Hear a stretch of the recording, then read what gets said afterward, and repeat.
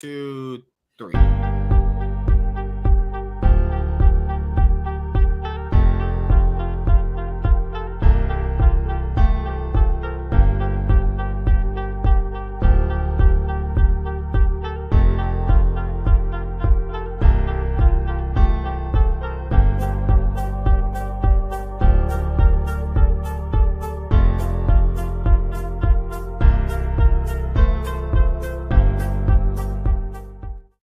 What is going on, everybody? This is the Cloud9 podcast, season 7, episode 6.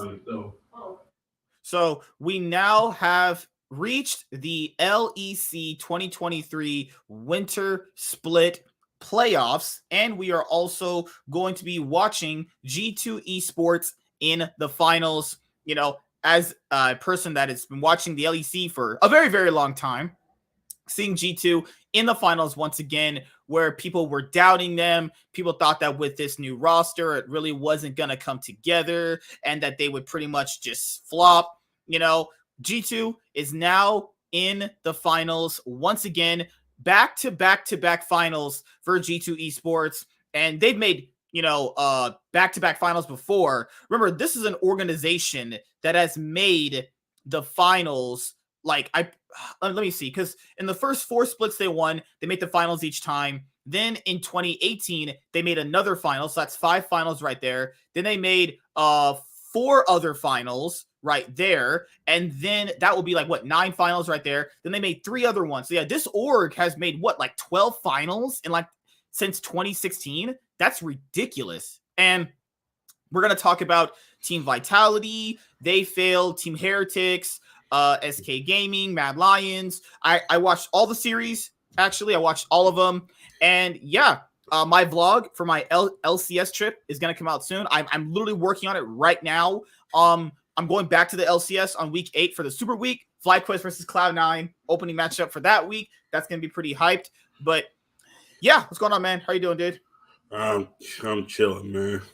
Yeah, today's my day. Today's my last day off, and I'm just going to just chill. Got a Batman podcast. Work.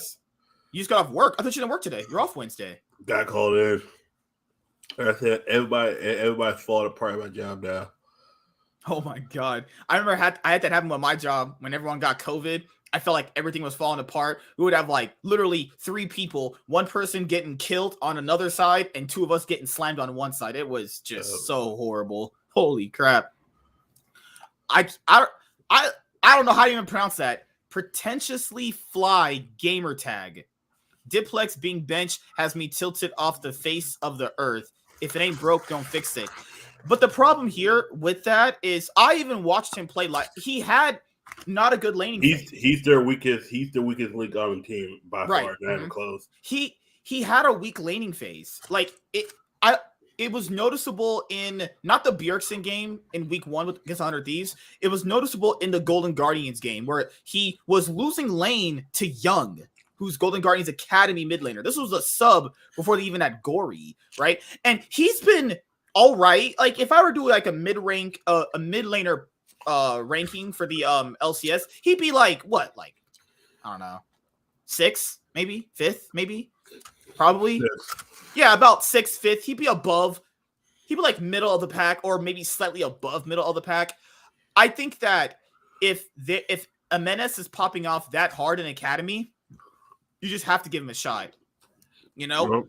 Because there's 2 different ways this plays out. He goes on stage, he fucking fists the other enemy mid laners, and he does everything that Cloud9 wants, and then you keep him in the starting roster. Because I know how the lingo with these orgs work. Oh, yeah, we're just trying him out just for this week. No, you're not. First of all, yes, 2 things.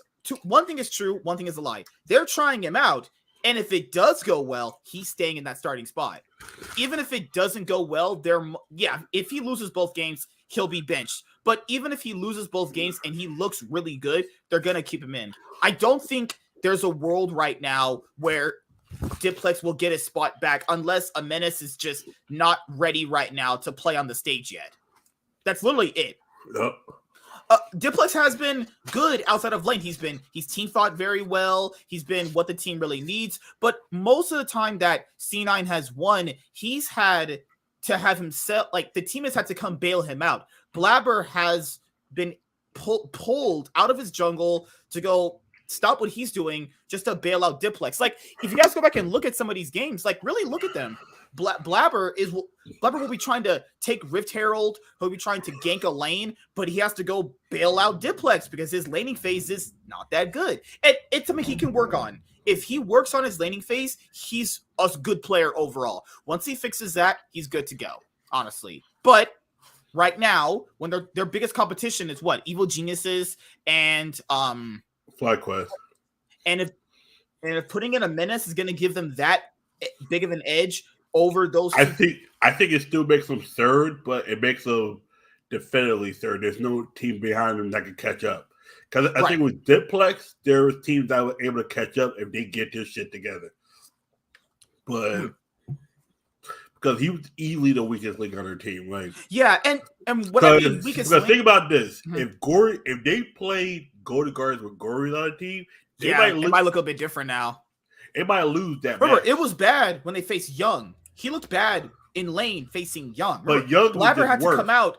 Blabber had to come out into his lane to figure. Remember how his lane was pushing against him because he mismanaged the wave. Blabber to come and fix that, sacrificing jungle form of himself, sacrificing not ganking bot just to do that. And it's guys, when I mention weak link, I don't mean a weak link in the sense of like the worst. I'm not talking like a Blaze Olive type of weak link, right? Jesus. I'm talking like he's a weak link and not being really on not the same page with the team. If he fixes his issues, he'll be a good laner and he'll be a good player overall. If he just fixes those things, he'll be completely fine.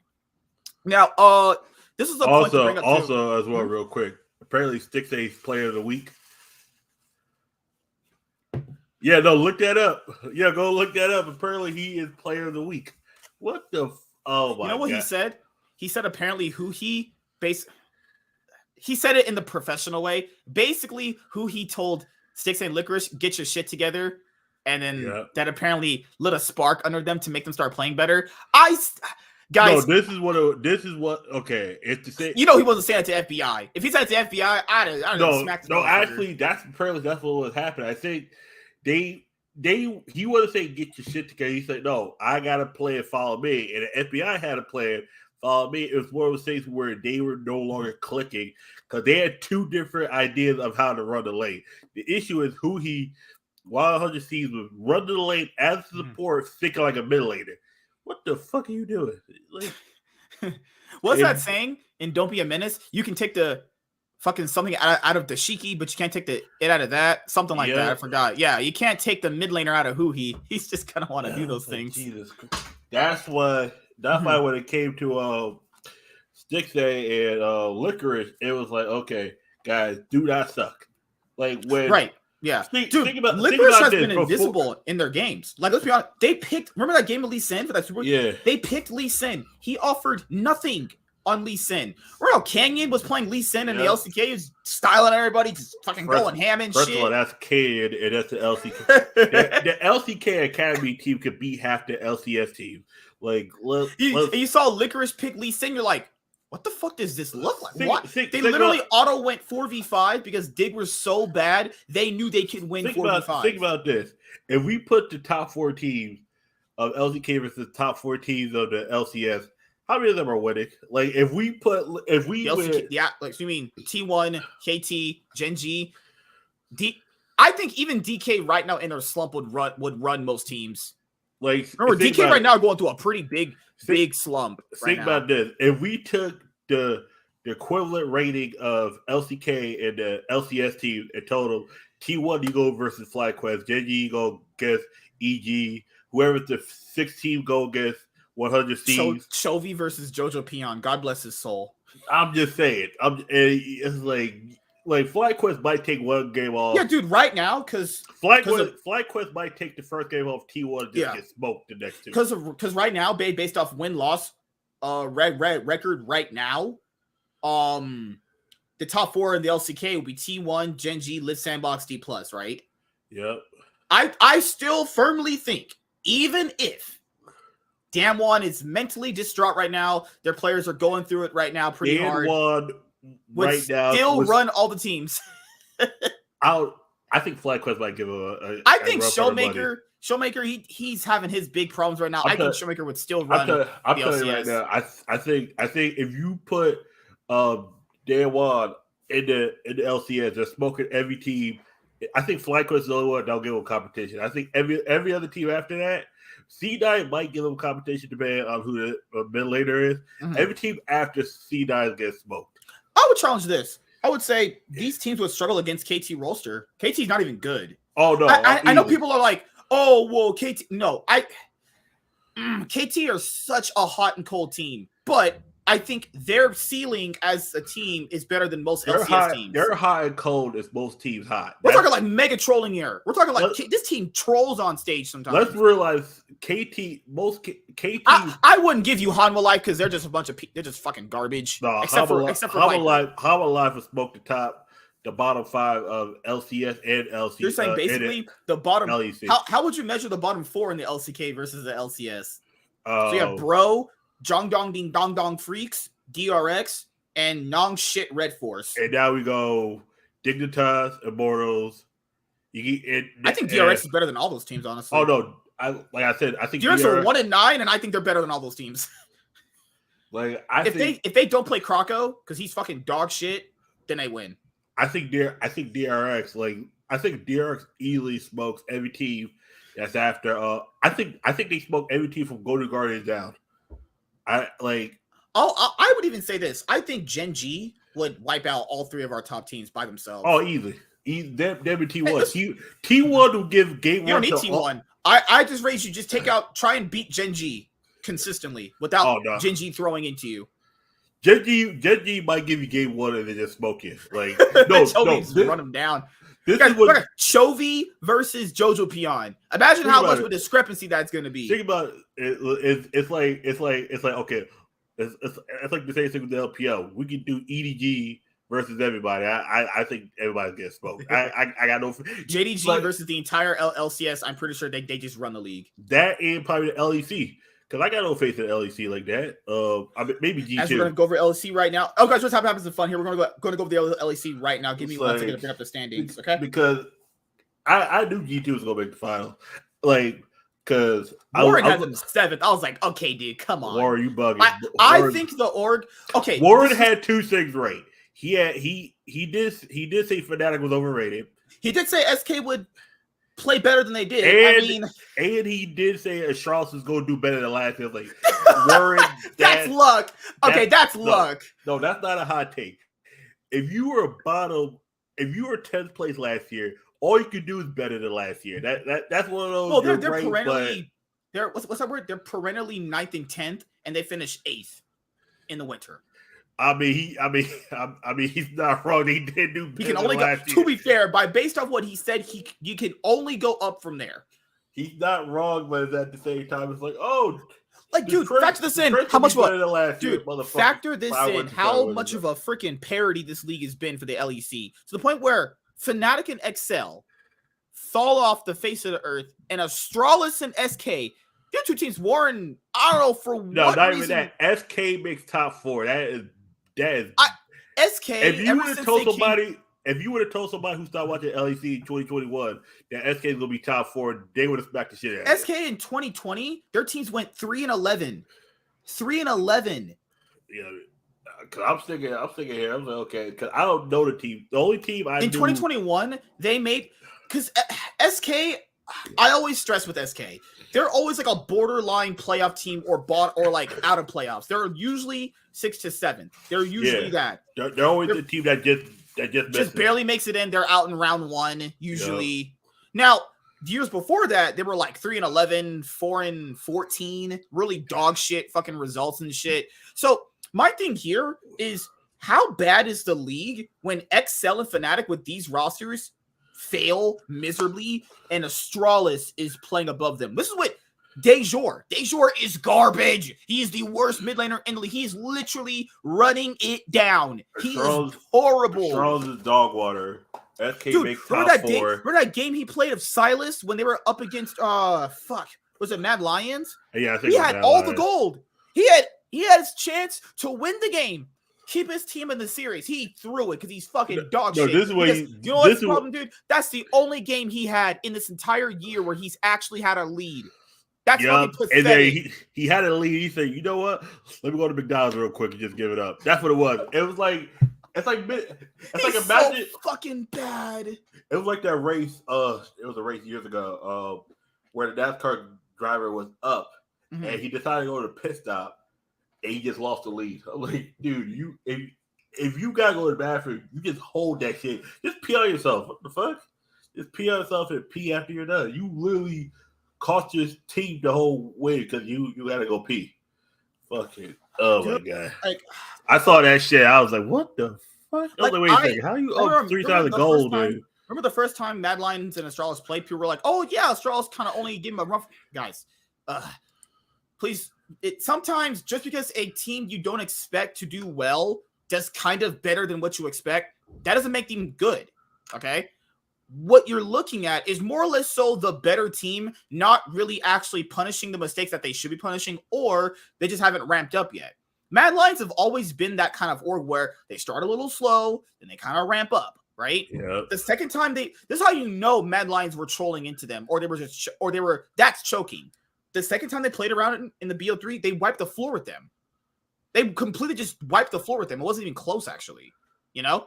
Yeah, Dejor got a lead, but let's be honest here. Did any of us think Dejor was going to do anything with the lead? Dejor getting the lead. It's like Knicks getting the lead before the fourth quarter. I hate shitting on my teams, but they're the easiest ones to make them because I pay the most attention to. It's like, oh, he got a lead. Big game. Okay. Let's see how he is 5 minutes later, and then this motherfucker's down 5,000 goals, got murdered 3 times. All right. It's one of those things where my thing here is, but he did play a lot better this time around. My thing here with Astralis is them playing was so telegraphed, right? You have Finn on a carry. Finn attempts to carry. Attempting to carry. Kabe was their best player by far.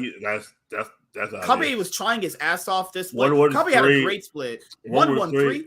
He was playing. He was okay. He was decent. He was decent. He wasn't bad, but he wasn't like overly. He wasn't the reason why. He wasn't the reason. Yeah. He wasn't the reason.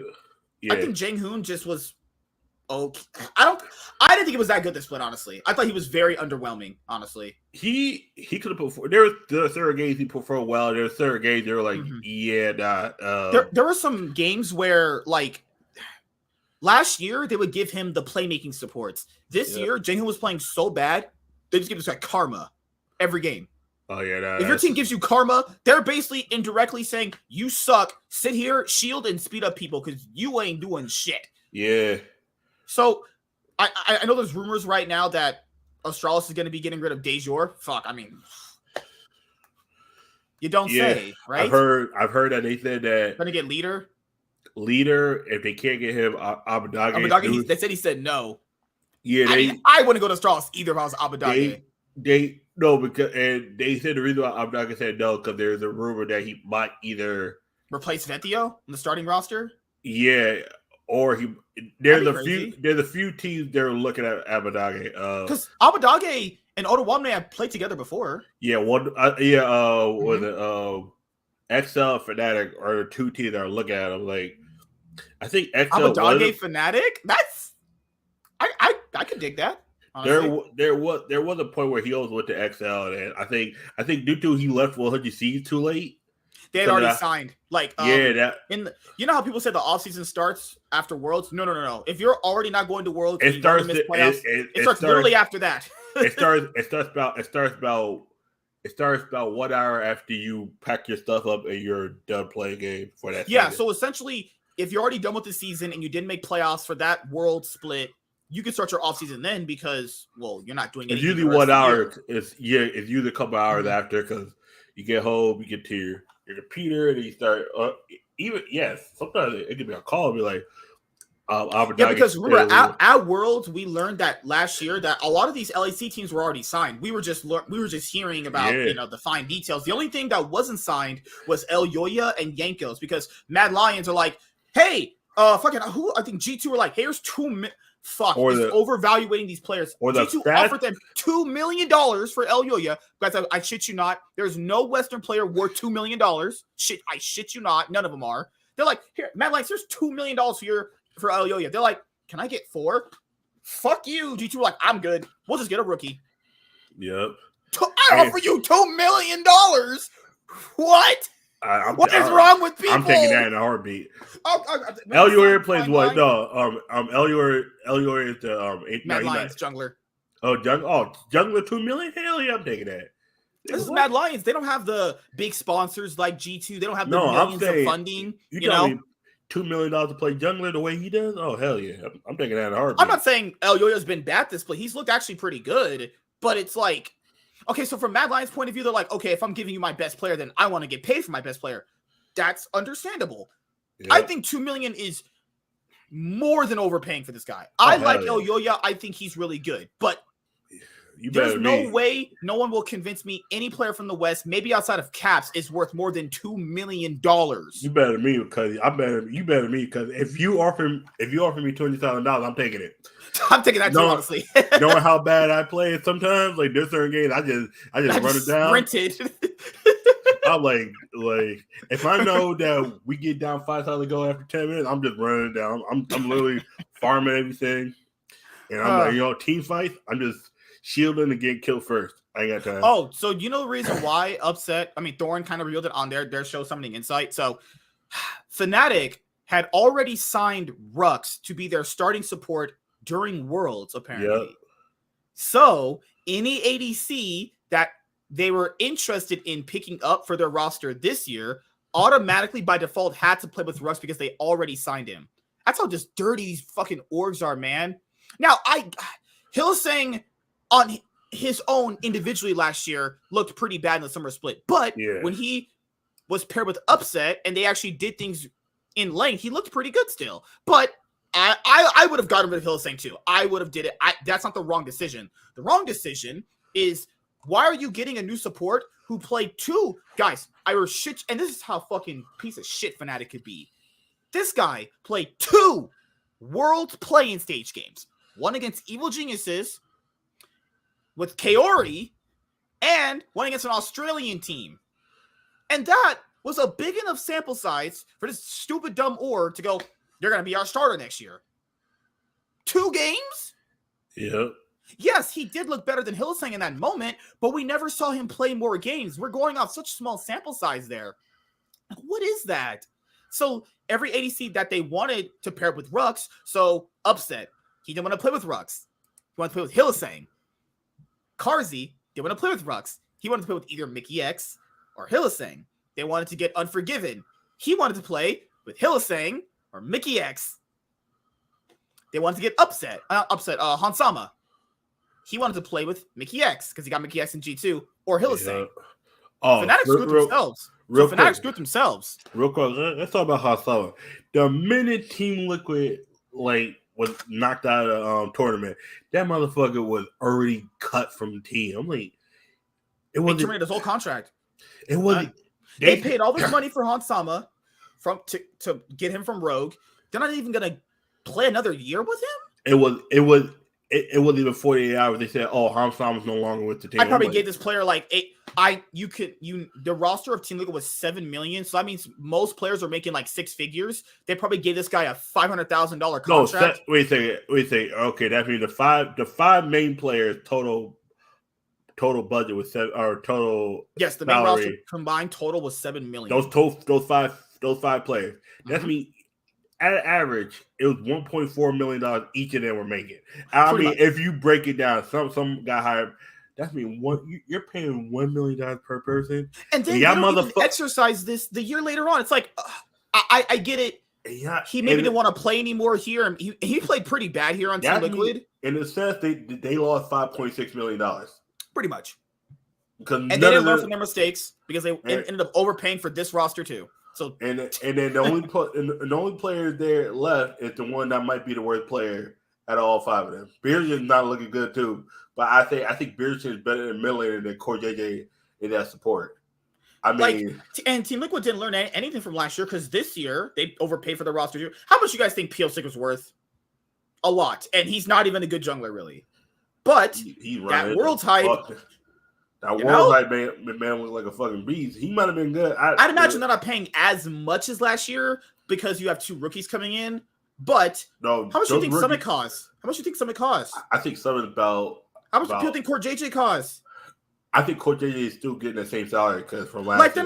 They're not paying as much as they did last year, but they're still paying a pretty penny for this roster to what? They probably 3 and 6 right now in the league. They probably restructured Court JJ's contract. I think Summit's probably getting paid $1 million, maybe a little less. He's easily making 6 figures, probably about $500K. $500K. I think P06 making about $250. P06 getting $250. And those 2 rookies are probably making around. They're about 100.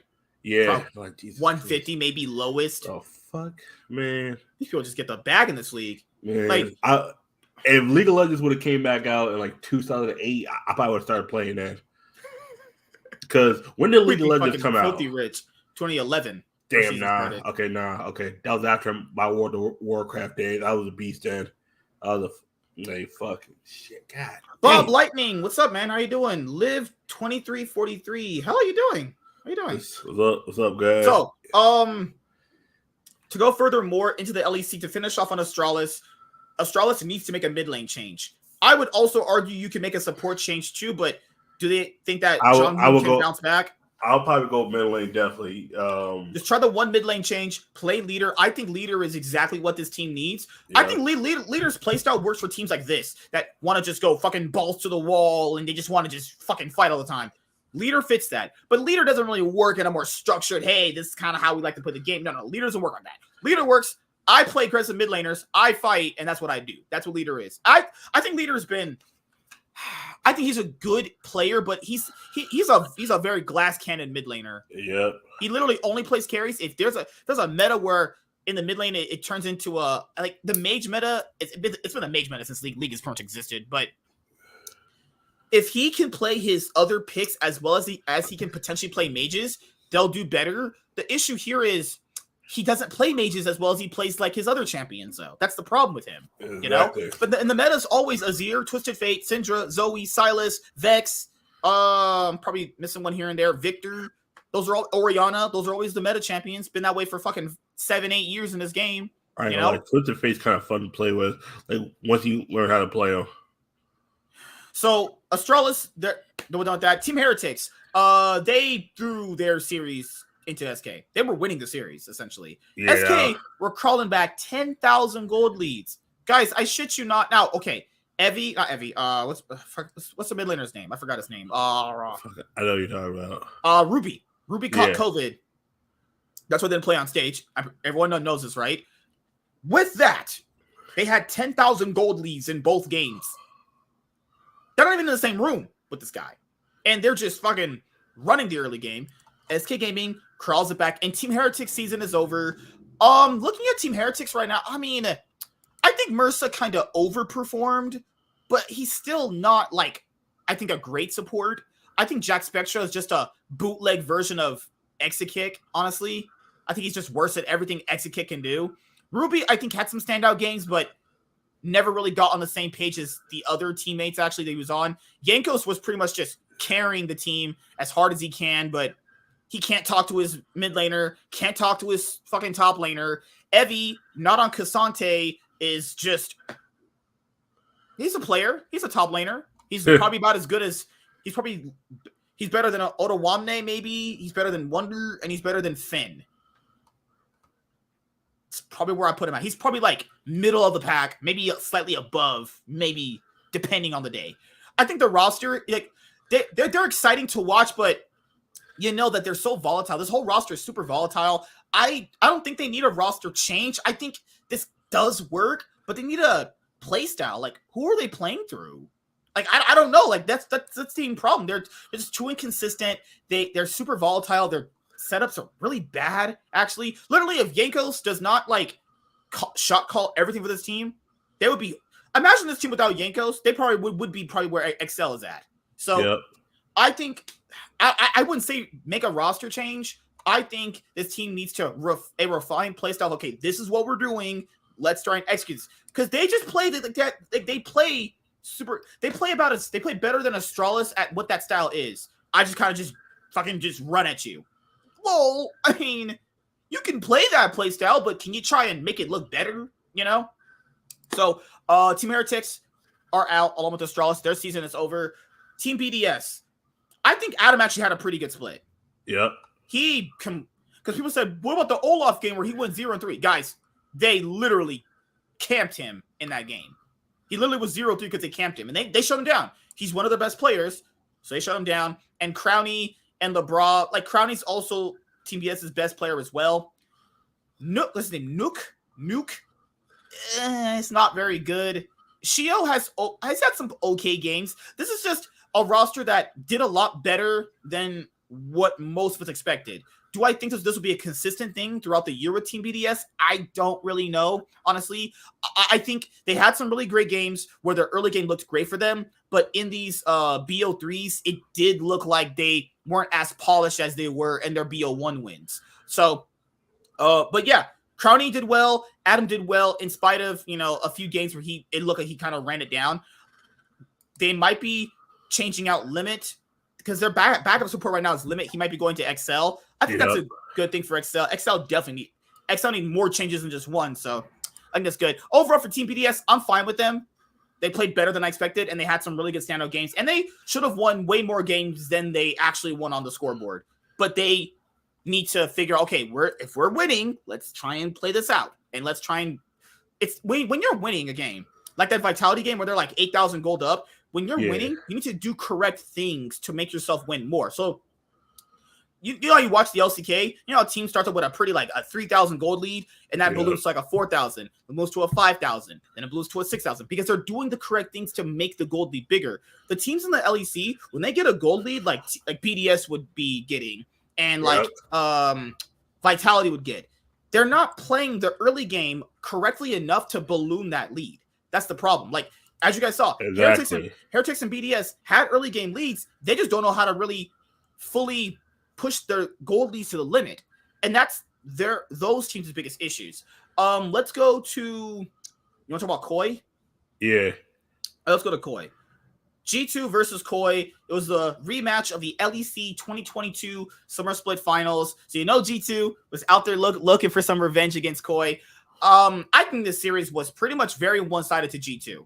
Oh, yeah. Outside of like one game. I know people said, oh, it looked really close. It was not close. I know you don't know what the fuck you're talking about when people say that shit. That was not close. It was close game. It was close game 4, but that was because that was really only because fuck. The champions themselves. Yeah, the champions themselves can do that. Like, yeah, Ari picks people off. Callista can essentially chunk someone. That's kind of just inherently what that is. Like, yeah, Comp got that pentakill on Silver in game 3, but if people look at games 1 and 2, those are, I never thought in that series when I was watching it, G2 were going to lose that series. Oh, no. Like, I'm sorry, guys. It's just, and also the abysmal drafting that the Koi coaching staff did, not picking any counter to Olaf. They drafted Ari against Olaf. Let that sink in. Plus, they kept giving, was it G2 Lucianami? Let me go with the series right now. Give me 1 second. Yeah, call it a second. Why you letting I remember Caps played Sejuani mid. I remember that. Caps pulled out Sejuani mid. That's how he was so confident in his team could carry. He pulled out Sejuani mid. Sejuani mid, people. Holy crap. You know how much balls you got to do to do that shit? Motherfucker pull out Sejuani mid. So let's go over game 4, which was the back and forth game, as you would say. All right, so let's go over it right now. Okay, so let's do this right now. No, fuck. Thank God I don't have audio on with that. Thank God I don't have that audio on because I'd have a fucking stroke. All right. Okay, so comp. Koi's comp. You have Gnar to essentially outscale the Olaf. That doesn't happen because Shigenda's not good at playing. Shigenda's not good at carrying in general. There's nothing really Malrong can do because I know people were blaming Malrong. There's really nothing he can do though. Like Malrong is not set up by his laners in the same way that G2 sets up Yike. And a lot of Yike's success has come from they've Broken Blade admitted it, and a lot of players admitted it. Coaching staff setting him up, and the players setting him up as well. Malrong doesn't look like he has that same level of setup in the bot lane, and then also Yike ended up diving bot lane, early on. Yike had some questionable plays during the series. So do you think Koi is going to end up reaching the finals? Yeah, I think so. I think even if they reach the finals, I still don't see them beating G2. Oh no, I think they might. This happened last split where they lost to G2 and they came back and won the whole thing. I think Hassan was the missing link that G2 needed last year. A carry ADC, because last year they had Flacket and yikes, holy shit. So I like that Trimby can pull out all these different picks. I do, but sometimes instead of pulling out these different picks, you need to play something that has a lot more utility. Because I don't think his Kalista pick really offered anything as the game went on. I feel like it was there just, this can kite very well, but this is just gonna end up not being as useful because not only do they have 2 tanks, Olaf just runs at her. Broken Blade just styling on Shigenda right there. He just lands his undertow, his 2 axes, goes under the turret early on. And I think it wasn't this game, it was the other game where it just ran over this guy. Shigenda is such a weak link for Koi. He's just worse at Oda Wamne's playstyle. So that's my thing with Koi. Other than that, most people expected G2 to win this series. I think G2 and Koi are the best teams right now in the LEC. Because some people will go like, but didn't Koi lose to G2? Yeah, but I'm not going to believe that Koi is worse than Mad Lions and SK Gaming, though. That they would be second place by default. Malrong, he went over the Dragon Pit to try and steal the buff, and he ends up getting caught out. Malrong is literally a feast or famine jungler. If his high ganking playstyle works, Koi look really good. But if that doesn't work out for Koi, the Koi laners need to, I think, move around the map more effectively. I think Trimby needs to roam more. I think Larson has not really looked impressive this split. Like, he's not looked bad. He's just not looked impressive. Like, look at this shit right here. Man just fucking ran out of the turret with a Gnar, ulted, and just ate this dude's ass. Man losing to Broken Blade. I'm not saying Broken Blade is a dog shit top laner, but come on, dude. Like, and Malrong know that one of their key win conditions of this team is to shut down the Olaf. There is no amount of damage this team has that can take out Olaf. Not one bit. Oh, and you kill Olaf, great. I have a Maokai here too. Here's another tank you have to shred through. Exactly. What do you think, man, when you watch this series? I was like, okay, damn. You see, I'm thinking about it. How Summer is what they needed last year. That's the first thing I'm thinking. Is like the reason, like, because they came, like, Koi came back and beat them because they needed an 80 carry that was better, and they got it. They got it this time around. I think Big Mickey X has had a pretty standout split. I think he's looked good, honestly. Yeah, but this time he just his decision making. Oh my god, this time he just runs it and plays. I was like, this motherfucker plays like me sometimes. Like, the thing is that when he can only make down, these plays on G2. If you make these plays on any other team, this looks really bad. You can only make those kind of plays that work out because your team is good at following up on you. Yep. Yeah, look at it right there. They can't even chunk him out, and it's 3v1. Yeah. No, at that point, it's what I knew they weren't winning because, like, damn, it's like a 3v1. There's got to be somebody that's willing to run under that tower to at least try to kill him or something. Mm-hmm. Like, I think Koi are going to make it a bit more competitive if they reach the finals, but I'm still not sold on the fact that they can actually win the whole thing. Oh, no. God, no. And if they do, if they get back-to-back titles, I think that's great for this org. Yep. But I just don't see it. Even back-to-back finals would be an achievement, in my opinion. Right, yeah. Because this was this org's first worst regular season record, like, ever. Whenever Rogue, as you have the icon, they'll finish like 14-4, most splits, 15-3. And this was their worst regular season, like, ever. Well, second worst compared to when they first joined the league. And then the BO3s, they looked really good facing Vitality, and they faced someone else. I forgot what they faced. Vitality, and they faced I think it was who they faced in the BO3s first. I know they faced Vitality. And they faced another team. They faced Koi. Koi Oh my faced. God. Was it? Yeah, this is the playoff rounds right now. Koi. Who'd they face? Yeah, Koi SK destroyed SK, and they just viscerally destroyed Vitality. They just put their foot on Vitality's ass. So I'll say the top 3 teams in the LEC are G2, Koi, and Mad Lions. Damn it. It always comes full circle back to these guys. It always comes full circle. The only one that's not in the top 4 is Fnatic. It's like Vitality will get first place and then just run it down as soon as they get in the playoffs. Some would say they're a pretender. You never know. You never know, man. Vitality is like, what's that team that always in the Vitality is the Dallas Cowboys. They always probably have the best record, and then they'll fucking always run it down. Like, always find a way to just run it down. It's like, oh, we're the first seed, and they get fucking smoked. Like, god damn it. It's like it's come full circle. Like, people coming into the season, I had G2 second, I had Koi first, and even if those two teams finished top 2, I would still get that prediction right. I still say, hey, those are still going to be probably the best teams in the league. Koi only changed one player, and them changing one player is still probably going to get them to a finals.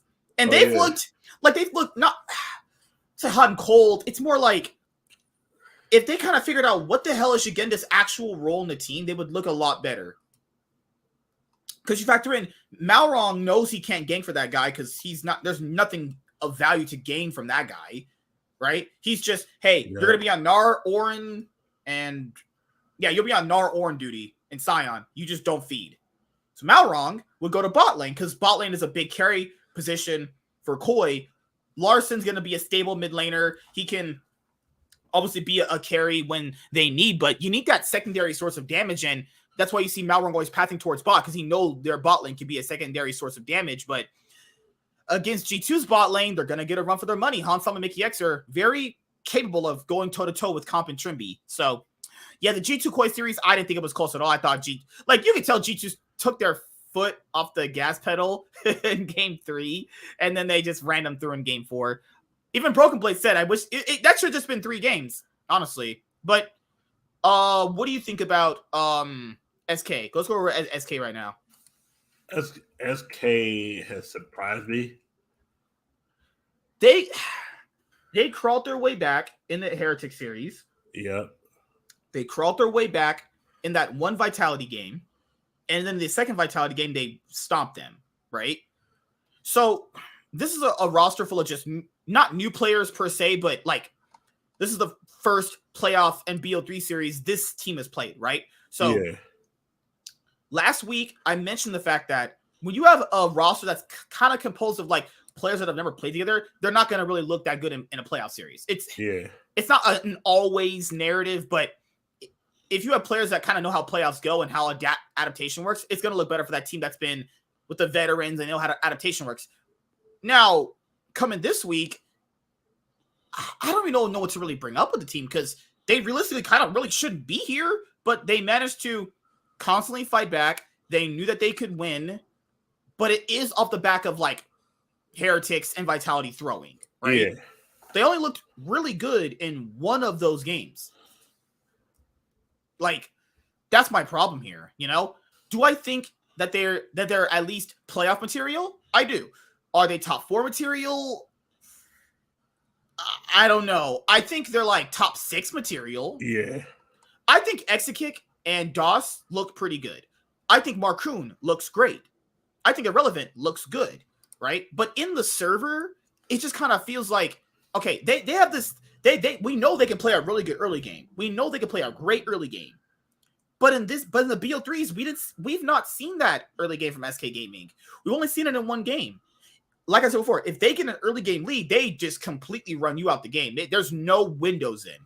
But if you get the SK Gaming that doesn't have that good early game, what do they look like? Okay, they can crawl a lead from behind, right? But that shouldn't be a thing with Koi or Mad Lions or G2. They're not going to give you those windows to come back into the game, right? So I think, also, who's their mid laner for SK? It was Certus, right? I think Certus has had some pop-off games. Like, this is not a bad roster. This is a top 4 top 5 roster, but I think it really depends on which SK Gaming show up on the day. If the SK Gaming I saw in the regular season show up, there's a good chance to make the finals. Yeah. There might be a chance they make the finals, guys. That's how crazy the LEC is right now. They could make the finals. If they make the finals, they are getting definitely ass smoked. Oh no, but they're probably get. Now that would be. But 3-0. I will leverage this. If they make the finals, that's amazing for the org. That's amazing. Their first ever finals in org and a roster that people thought was basically going to be 8th to 10th place anyway, right? Yeah. But I think it's also on the back of teams throwing into them, you know? Like, Heretic should have blown them out. Yankos is more than a player capable enough to blow this team out of the water when the team has a lead, right? Vitality. Bo and Perks should definitely know how to blow a team out with the lead. Now, we'll go to Team Vitality because people have been talking a lot of shit about their bot lane. Fuck. You could tell that there's a big disconnect in this team now with Team Vitality, right? Yeah. The top side of the map doesn't think their bot lane is shit. Yeah. Just the reality of it. It happens a lot in traditional sports and all the other sports that we talk about where when teammates lose faith in each other, that shit looks awful. That shit looks really bad. The bot lane itself were they were so heavy that Bo tilted off the face of the earth and played Karthus jungle, who's not even good on that patch. That's how much he was just like, fuck it. I can't do it. I can't do it. He just gave up. I felt so bad. Now, was Bo overhyped? I don't know. I mean, I really can't answer that right now. I would have to look at the whole year in context when the LEC is over to really give that a better assessment because, like, given how good he started off the split, he had some games where he ran it down. He did. Yeah. He did. But he's mechanically really good. So you have that angle with him. I think he's definitely a top 3 or top 4 LEC jungler. Photons look like the best top laner in the league, right? Yeah. But Perks and Bo looked primarily pretty bad in that game too, right? Oh my god. Perks and Bo, Perks ran it for a lot of these series. I'm sorry, guys. I love me some Perks, but he ran in a lot of these games. They're like, oh, but the bot lane. Okay, but he's the mid laner, guys. He's got it. Come on. I get it. You can blame the bot lane for not holding their weight and running it. I fully understand that. But then that just doesn't absolve Perks and Bo of playing like shit either. They had a 8,000 gold lead. They're winning the game, and then they throw. Yep. I want to see a series where they don't throw that lead. They win it. They win that game, and they probably just win game 2 because they're they get their confidence back. They go, oh, we're not dog shit. Now I get my confidence back. Now I can start rolling, you know? What do you think, man? I think that game 1, I think that was more resilient of SK never going away than they're freaking. I think it was a combination of both. I think they SK started coming back in ways that made Vitality feel uncomfortable, and then to me, it wasn't like an initial throw. It was toward the end when the lead was chucking down, and I think they just gave away the game at that point. I think SK was asked to come back at first because there's a little bit of both. That game 2 though, that's what if you ever want to see what a team is completely defeated, just watch that game 2. Because at that point we're gonna go over both of them right now. Give me 1 second. Let me bring them up. Vitality SK right here. Let me go to entire screen. Present. All right. Oh yeah, Queen Latifah. Fuck. All right. So this Elise game right here. I don't see anything they're doing wrong. I don't think the Cassiopeia pick is good. But it really had nothing of value in the early game, though. This Cassiopeia pick valued nothing in the early game. I was afraid. I was very concerned when I saw it said all games, and I see under 14 minutes. I was like, I was like, oh fuck! Somebody got fisted. Somebody getting 2-0. I was like, okay. I thought I was like, okay, these are best of 3. Oh shit! Somebody got fucking swept. Bad. Like in the first game, right here, they're winning. They're doing everything right. They got the Rift Herald. They're doing literally everything right until this one moment. Okay, I'm pretty sure it's this moment, right, where they chunk and kill Marcoon. Then they also chunk out more of the SK Gaming members right here. Then Vitality somehow lose all of their ward vision presence on Baron despite being fucking ahead. Oh, like, what am I watching? They literally just won a team fight. How do you lose the vision on this side of the map when you're the one who's winning? They should be able to come into that spot. So that's already bad. Photon, you're putting your massive carry top laner on Gangplank. Gangplank is for late game scaling. I guess they factor in, okay, my bot lane is so shit. We need a late game insurance policy of someone who's going to dish out some consistent damage. But if Photon is on a carry top laner, imagine what this game looks like, guys. Imagine what different game this looks at if Photon is on a carry top laner pairing up with Bo. Imagine how that imagine just how that looks like. Imagine if this guy was on a fucking I'm pretty sure they banned on Cassante, right? Fuck my fucking pussy. God damn it. Wrong series. Who they banned out in the series in game 1? They better not have banned out Cassante. I think they. Who they banned? No, they did ban Cassante. Neither team banned Cassante. Fucking bad. Neither team banned any top laners. That was the surprise part. The only top lane ban is Olaf because he's Olaf and Sion. But Sion wasn't going to do anything against a fucking Maokai and Jax. That would have been they gave their carry top laner gameplay. That's what Cassante, Gnar, open. I heard motherfucker could pick Darius, and that would still be good. No, you're not about to sit and convince me that Adam can play Darius, but fucking Photon can't. Adam pulled out carry top laners. Adam pulled out motherfucker is so jank. He pulled out Garen. What? Adam pulled out Garen. That's what I would do. And he was winning lane with it too. That's the crazy part. Man, he pulled out Garen. He put his French baguette on the stage. Here's my 9-inch cock, my son. I'm about to fuck you in the ass. Motherfucker just went full balls to the wall and carry. Motherfucker pulled out Garen. So why is Photon on Gangplank such a bad pick? Given the fact that, imagine how this early game goes if Photon is on a carry. Like this, come on. Then somehow they lose vision when they're not the ones even losing the game. Like, what the fuck is this? This was the point where everything changed right here. Then somehow SK Gaming are the ones starting Baron. They know they're behind. They know that they have to start it. It's desperation from them. Then Vitality have the better comp still. They're still ahead. They ended this game with a gold lead. Bo stole the Baron too. Yep. And they still lost this game. That's what I'm saying. That is weird. Them stealing the Baron made it worse. I don't know how does that work? How do you win the Baron but lose the SK started from desperation, lose it, then they get dragged. Kaiser goes in and knocks out 4 people when his team's already dead. It's like, what are you doing, dude? And Bo is so far away. It's like, God damn. So you start dragging right here in this play. Neon gets a chunk off onto, I think it was Certus in that fight. They get Dragon.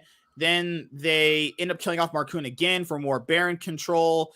And then after that was the part of this game where they picked off Kaiser. I think it was about right here. Yeah. Kaiser got picked off. Don't know how he got chunked out. I don't know how he even got in that. How did Kaiser get in that position? Why is he right there? See? Oh, he's trying to flank. Yeah. He tried to flank in a position that is not going to work. Motherfucker, they have a Cassiopeia. Either all 4 people, and he just got murked. He's trying to flank against a comp with a Cassiopeia and a Maokai that can just lock you down. Yep. But they have to put Kaiser on engaged supports because if he's on the Enchanters, he just that is an auto loss in and of itself. Then, as you guys see, they win game 2. They win game 1 because Vitality just literally, I repeat, actually throw into them. They just run it. Game 2, Vitality's like, you know what? Season's probably over. A bot lane shit. We gave our carry top laner Gangplank for late game damage, and that didn't amount to shit. Motherfuckers are so troll. Motherfuckers are so fucking troll. They gave him Photon in game 2, but you won't give him. They gave this motherfucker Photon Cassante in game 2, but you won't give him Cassante in game 1. And then they go back to Tristana. I was like, you really what is going on? They don't give their carry top laner Cassante in the game that they ended up throwing, but they're going to give him Cassante in game 2. And they'll give their carry jungler Karthus. I hate these people, man. This is so troll. Oh, they're not even in this game. Their minds are blown, dude. I don't know. They're not thinking anything. They're wait, we're actual garbage. Why is Bo on Karthus? Karthus isn't even good on this patch, and he's not. I would never peg my carry jungler as a Karthus player.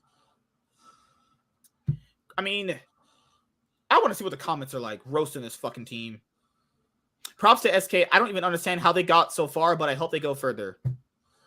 Most of it was just SK, Most of it's SK catching throws. That right there, that VIT guy, that moment where Full-Time just refused to help Bo from the moment, I knew they would lose. That is so. This one moment right here, I think you said. Yeah, it was the moment where Bo needed help and Full-Time just looked and just went the other way. Like I said, I've seen this in teams before where they like an oh yeah, I remember this moment. Yep. Mm-hmm. Like a basketball player, like the point guard will hand somebody the ball and he'll pass it to somebody else. He rather make the harder pass than the easier pass. Or football, that right guard or the left guard will go right there, inting his ass off. Why is he flashing into 3 people? And that's why Full-Time stopped. Look at what Bo does right there. I'm gonna literally see how trolling. He's tilted. Look at what Bo does. Flashes over this wall to get whatever. I don't know what he's flashing for. That's why Full-Time stopped helping. Gets chunked out, flashes over the wall to kill DOS, a support. Man, this guy mega tilted off the face of the earth. That's what tilt is made out of. I want you guys to see how trolling this is. He's chunked out. Look at what Bo does. He flashes over the wall to kill a support. It doesn't even do it. His Karthus ult gets nothing because DOS has a stopwatch. And he gets out because he's Rakan. That is so bad. When you're down 10k gold and you only got 1 kill at 21 minutes, down 3 drakes, yeah. A team they threw the whole series at this point. They threw the whole series. Perks running it down, Bo tilting so hard he lost faith in his bot lane that he just picked Karthus.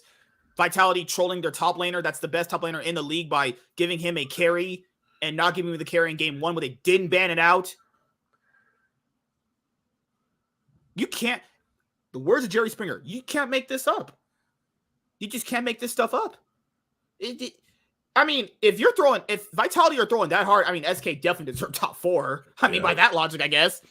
Guys, I shit you not, SK's always did this. They've always had good rosters on paper that have always failed. They've even had some of the best LEC players you've ever known about on their org. They had Comp at one point. Got rid of him for Crown Shot. They had Crown Shot too. Got rid of him. That's wild. Something in this org just doesn't work. Like I talked to you about it too. What is in this org that doesn't work? I have watched this org ever since they came into the league. They entered the league the same year as G2 did. They were good in that split too. They had Cabochard and Nuke Duck, and they had a good roster that year too. Failed in the playoffs to Fnatic, who also looked dog shit that year. They lost to a Fnatic in that year where they weren't even good. They had fucking jank ass roster themselves. Vitality is just, I don't know. That's why I predicted them 5th. Coming into the split. I was like, I've seen this org have good players on paper, but they failed with them consistently. And I'm not about to sit here and be like, you know what? This is going to be the split they do it. Then I kind of contradicted my own point by doing it for Excel. But hey, we take those L's. I don't care. So remember last year with Team Vitality? They had Alfari, Perks, Karzi, and Labrov. That wasn't that was a super team, but all those players ended up having like the worst splits in their career. Alfari looked like a bottom 3 top laner. Karzi looked like he wasn't even playing League of Legends. He was just a fucking carcass, a fucking corpse. Labrov is a joke in and of itself. Labrov has always been garbage, but like, what keeps happening with this org? What is wrong with these people? They always fail. To me, they're just a fucking failure. To me, I think they get to a point where they're mentally out of it, and then they just give up. And see, at that point, I gotta fight my teammates, because if we have a chance, if we're still in this series, you give up, I'm fighting all y'all hands. All y'all gotta catch hands. Like I'll fight Bo first, My thing here, it's like Perks, like they failed with Perks. Like Perks made playoffs for them in spring last year, and they didn't make playoffs in the summer, right? How do you feel with like Perks? People say Perks and work is. There's not. I wouldn't say it's Perks is magic. I'm saying here, guys, that if you have a player like Perks, why is a player like Perks failing in your roster? I don't think Perks is as bad as people make him out to be, but Perks as a player, and if he's the leader of this team, should definitely be able to get this team across the finish line of it. And Perks can't even do that for 3 splits in a row. That's a problem. Perks will be on Vitality toward the end of the year, and I think Perks is leaving. Perks will not be. I repeat this right now. Perks will not be playing for Vitality at the end of this year after Worlds is over. Yeah, I doubt it. Something is wrong with this org. Chad said, "Are they cursed?" I don't know. Vitality had Jagenda.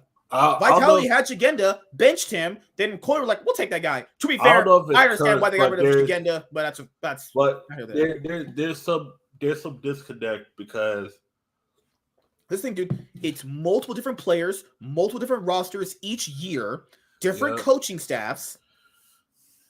Maybe it's the people higher up than the coaching staff and the players. I don't know. It's always this. Dude, I have watched this org come into the league and fail every single year. The only year they didn't fail was when they made Worlds back in 2018. But people forget that year when they made Worlds in 2018, that roster with like Jizuke and Cabochard and Kikis and all those players, right? Yeah. It was the year that Cloud9 made top 4 at Worlds. Cloud9 beat that Vitality roster in the group stage. Okay. That roster looked really good and then started falling apart. That was Vitality's best start ever to a split when they had this Italian-French roster where they started like 7-1. Then they had Gilius, the player Gilius that you probably heard of. He's a meme. Yeah. Had him. They'd lose in the 4th place match to Kabe's team, which was Splice back in the day. Okay. Then the next summer split, they get rid of Gilius because creative differences between the players and how they want to play the game. They bring in Kikis. They look pretty good, kind of still. Yeah. And then they lose to Schalke in the playoffs, so they have to play the 3rd place match. Fnatic gets them to Worlds because Fnatic win the split. That's in 2018, right? Then, you know what they do? After they make Worlds for the first time in their organization with Kikis coming over, guess what they do? They blow up the team. They trade out Kikis for a Korean jungler who was they traded out Kikis for a Korean jungler named Mowgli, who was a backup jungler on another LCK team. Oh shit. This org just makes bad decisions constantly. I don't know. This is a literal trait. It's like that one girl who's like, you know what? I can't get a good guy. You ask her, why? What's going on? She's like, this guy and this guy and this guy and fucking 5 more guys this fucking broad is talking about. You know, and at a certain point, you're questioning to yourself, is it really all the guys or maybe it's just you? Maybe it's just a you problem. Yeah. Fuck. It's just, what is wrong with this org? It has to be just higher ups. It has to be. There's no way all these guys are that bad. No, you can't. That's ridiculous to think about. You know? I don't know. I don't know if this exists in NBAs or fucking MLBs and NFL, but you know about teams just like, oh yeah, no, constantly. This is constant. This is not like they did it like randomly once.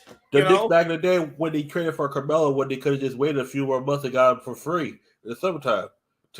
Like the Nets traded away all their young pieces to get an old core that didn't do shit.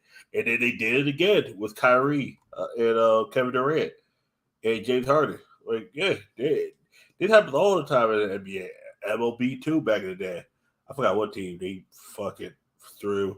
I just don't get it, man. Like, I want to see this org eventually lift a trophy. I do. I have someone who's watched this org ever since they joined. They've had super teams after super teams. All those fail. They've had rosters where they could have did a lot. They were less than the sums. What's the saying? Less than the sum of their parts. That's the saying, right? Yep, I believe so. There was 2021, and that 2021 year, or was it? Yeah, in 2021 they were just dog shit. That was just a wash year in general for them. But they've had other dog shit years too. Like this fucking org. I hate this fucking org, man. And these people. Why do they always fail? And remember what we heard last year? This was a Bo waiting room. They were literally prepping Bo, grooming him to be their starting jungler, and then they fail with him. I hate these fucking people, man. Oh God. Like, this is such a fail. Like we did say, Vitality were very volatile in the regular season. And I thought it would look a bit better in BO3s, but oh my God. All right, what do you want to say about Mad Lions? That's the last thing to talk about, just Mad Lions, and we're done. I mean, Mad Lions look good against Charlotte. I think they're just they're a top 3 team. Yeah, they're top 3 easily. They have their games where they look off, but it's not always them. Like they're a good team. That's just they're a good team. Can they win the split after this weekend? I think they'll beat SK. I think they'll smash SK. Yep. Can they beat Koi? I don't think they're gonna beat Koi. If they can beat Koi and they can beat SK, having that kind of ramp up to the finals, there's a chance. I think they're gonna make the finals interesting, but they won't beat them. Right. I think all 3 of these teams can make the finals. Mad, Koi, and SK. I think they can all make the finals, give or take which team shows up on the day. But what team are you more hyped on that could just convincingly do it? That could convincingly do it? Yeah. Because it's one thing to go to the finals, but to convincingly do it in dominant fashion, I don't think we're going to get that from the SK. I think Koi. I think SK will win games convincingly, but I don't think they have the best adaptation for BO5s. Yeah. I think their playstyle works in game 1, where you just fucking stomp game 1, but games 2, 3, and 4, I don't think they have the same level of adaptation to where they can consistently do that. I think the finals is going to be G2 versus Mad Lions or G2 versus Koi as a rematch again. If Mad Lions win the split, I mean, was it Vitality's fault with Carzzy? Nope. Or was it Carzzy? I mean, Carzzy did play really, really bad, but the fact that Carzzy had the same storyline as Hansama on a super team constructed, looked like literal dog shit, went back to his original org, which is Mad Lions, and looks way better. Oh, no, exactly. And that's the thing, too, is like... Oh, I want to ask you this. Who would you have for your MVP for the LEC? Because this winter split's going to be over past this week. Who my MVP? Honestly, it was a player on SK, because they really brought up either Marcoon or Exakick is what I would choose. Because remember, like, people look at MVP different ways. I can go back and forth. It could be the best player on one good team, or it's a player that has to do like more because he has the worst players than a better team with better players. I look at the player that helped their team be the best. Valuable piece of that team, because without that player, because you have to look at the way you just said. Imagine a world that player's not on that team. Do they play as well as they do? And I would say Marcoon or Exakick are those players. But the reason why I'm saying Marcoon more is because you saw how good Marcoon can be in the early game. Yeah. Remember, guys, he's playing with players that realistically should not be as good as they are, right? The issue here is without Marcoon giving them this massive leads in the early game and able to put that all into his lanes. I'm not saying Exakick is bad. Exakick's DOS have been great. But the problem here is I don't think this team does well with any other jungler outside of Marcoon. I mean, El Yoya maybe can do that. Because it's the same thing that I had with SK back in 2020 when they had Treats on their roster. And I thought Treats was their MVP. And James was like, but he's not been playing that good. No, to get a team this far, they're not even, realistically, this org should not be as far as they are. One of these players has to be playing out of their mind to get this org across the finish line and then above to reach top 4, right? I think that's more valuable than a person that's just on the team with just the best players, you know? But I can see both arguments though, because there are times where the best team in the league has one of the best players that is the MVP, right? Yes. So it's honestly how you see the MVP award. I value more in a guy that has to go the extra distance, play even harder out of his mind to get his team above the finish line than a team that is, I mean, let's be honest, they're guaranteed to finish top 3. G2 and Koi were arguably guaranteed to finish top 4 based off their roster of players, right? You could, people say you could pick anybody from G2. You could pick Mickey X. Hansama's been very good. Mickey X has had a great standout split. If there was no one from SK to pick, I would probably pick Mickey X. I think he's looked MVP quality. Niski's looked pretty good, right?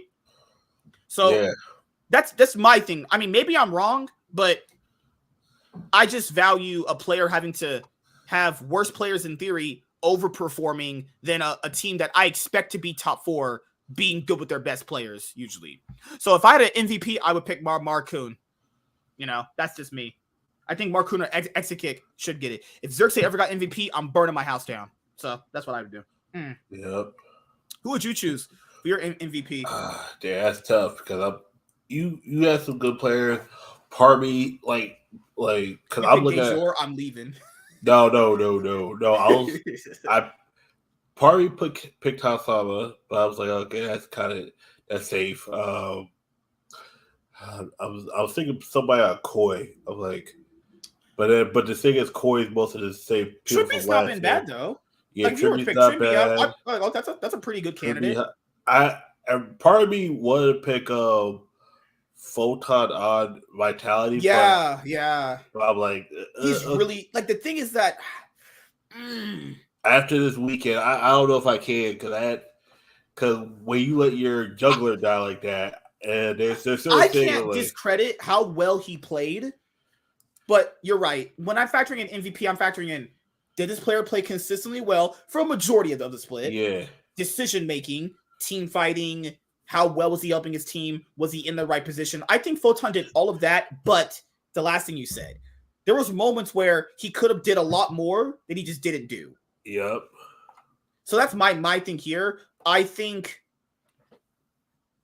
for me, it's Exekick, Marcoon, Mickey X, or Trimby or Photon and Niski. There's like 6 players.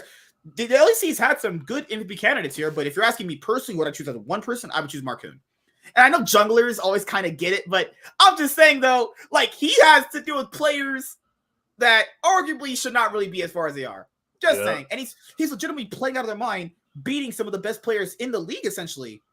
Beating Yankos. He beat Bo. Bo and Yankos are like the best, supposedly the best junglers in the league itself, right?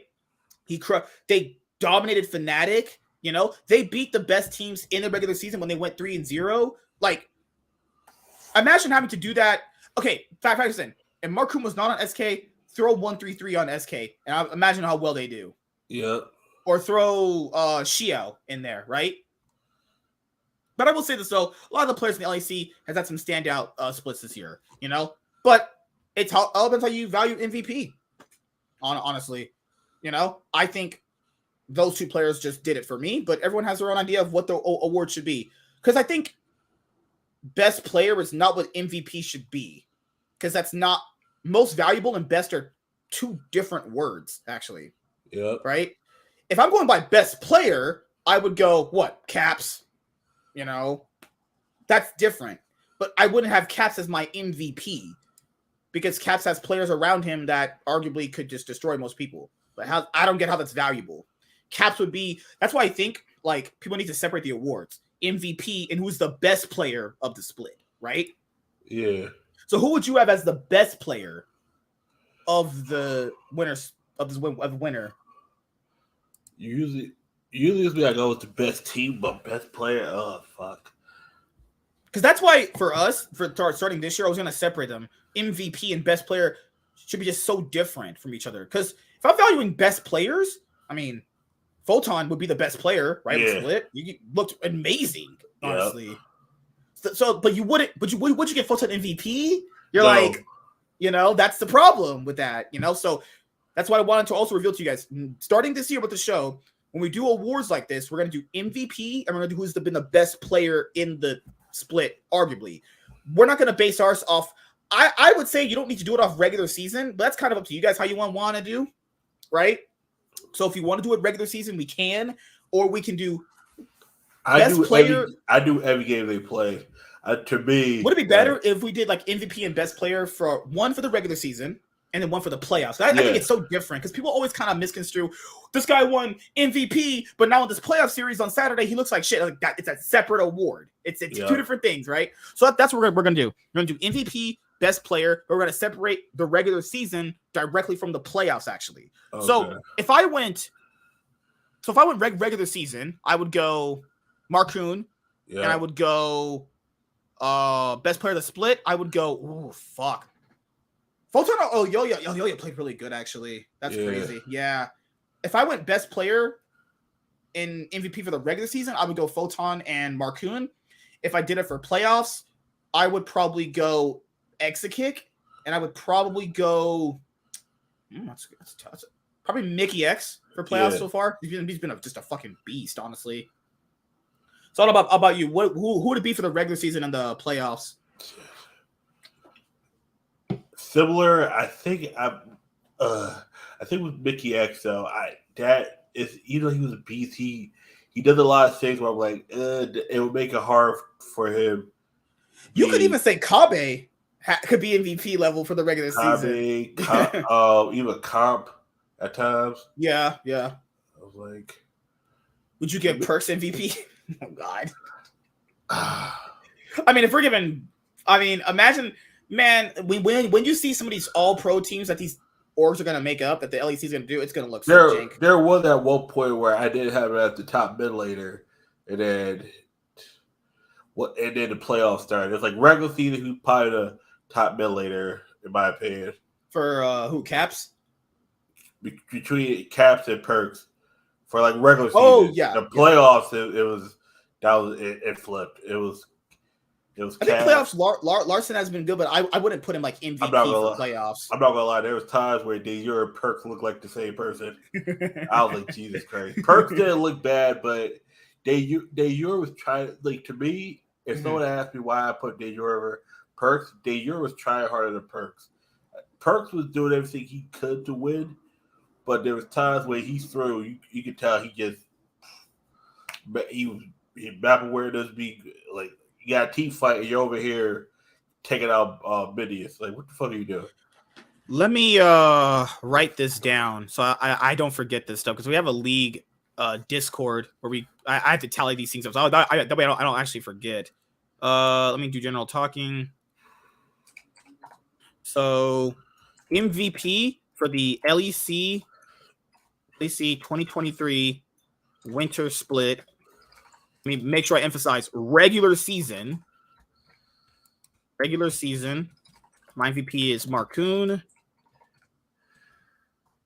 And my how would best player be in a acronym? Oh, best player of the split. It will be BPS, right? Yeah. BPS LEC 2023 winter split.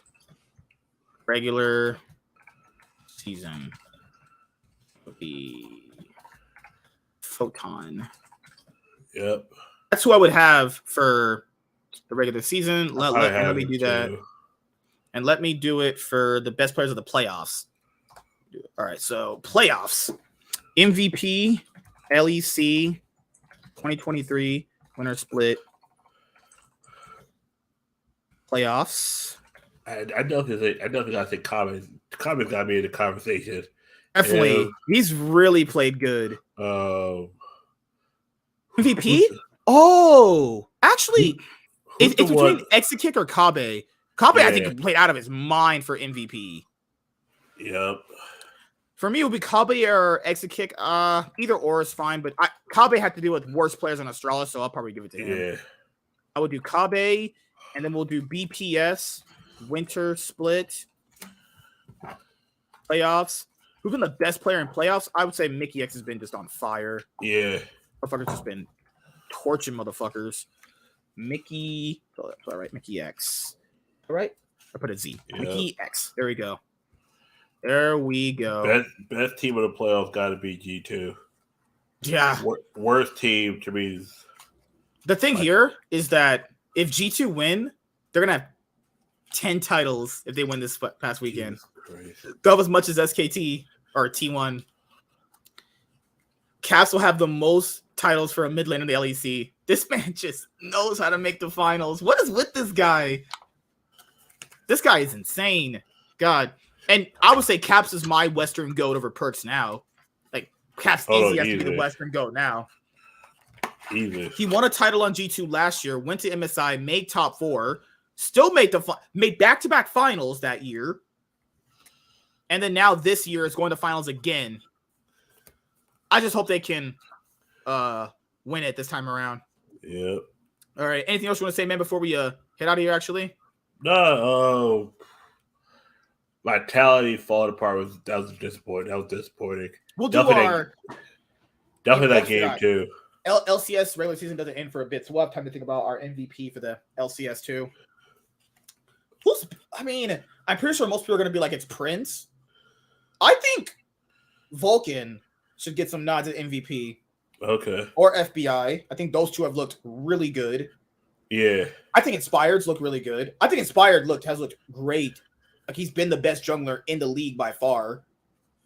But I know most people are going to give it to Prince. I know. Oh, easy. No. The eye test. You're like, oh, he's popping off. Eye test plus is the best team. Usually, I've always said, it's the best team record-wise usually gets the MVP guys most of the time. That's why I think they were looking at, like, Photon for MVP for LEC.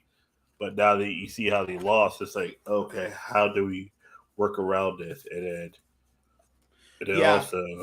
I think I would give it to either Vulcan, Inspired, or Prince is a fine pick. It's not you're picking a dog shit player. It's just more like you just pick someone that's too predictable.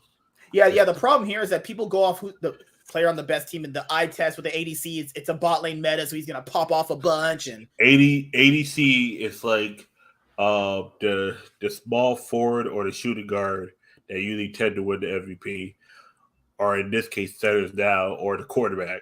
Usually, if you see MVP for NFL, it's usually quarterbacks. It's usually offensive players get the MVP more. Like, wide receivers don't usually get it like now. And I think that's what the LCS is going to do. They're going to look at the 80 carry, and they might look at the juggler and say, all right, who are the best out of these two? And they go from there. My opinion. Hell, can't wait to watch the LCS tomorrow. Who's playing the LCS? Who's playing tomorrow? First, it's gonna be hard for me to watch the LCS tomorrow because I have my Batman podcast stuff set up. Maybe. Oh yeah. If I'm too busy, I might have to cancel one. I'll be watching that tomorrow. I might have to cancel one. I don't know yet because I'm gonna be too tired after work. Oh, I forgot who's playing. FlyQuest 100 Thieves first. Yeah. That's gonna be fun. Then the rest of the day is pretty much all. We have TSM CLG. Yeah. Dig versus EG. Oh God. They're about to get fisted again. I feel so bad for them. It's gonna be fun. Yeah, that's gonna be a game. Immortals Team Liquid, that's a toss up. Golden Guard versus C9, this should be a little depends more on even. How a Menace holds up. Yeah. But I'm pretty sure that's still probably TSM CLG is literally a coin toss, and Dig versus EG is So you guys face 100. You guys face Team Liquid and FlyQuest.